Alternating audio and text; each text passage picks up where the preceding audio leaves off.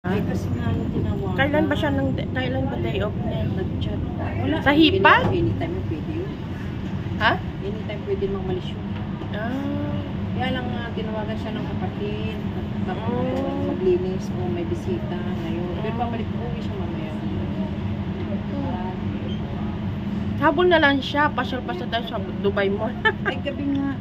Gabi naman tapos. Hindi pa nga siya pinipick up ngayon kasi yung pinantay niya rin yung driver. Sabi niya, Makay. Makay? Pati ang bangsa. Nantay niya. Pag sinusunay.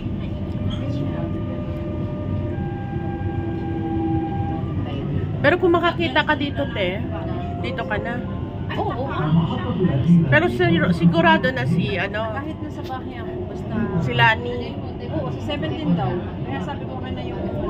70 siya alis doon. Saka si Jane. Saan yan sa Sakistan? Maganda ba yan dyan? Maganda, malamig yan doon. Super lamig. Nag-i-smusi daw ngayon. Snow. Oh.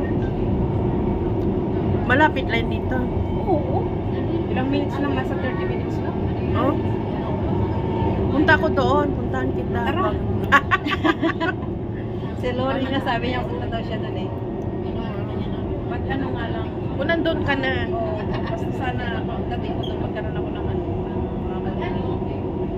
Sana magkaroon ng trabaho ka Mas doon. maganda doon. Sarili kong visa.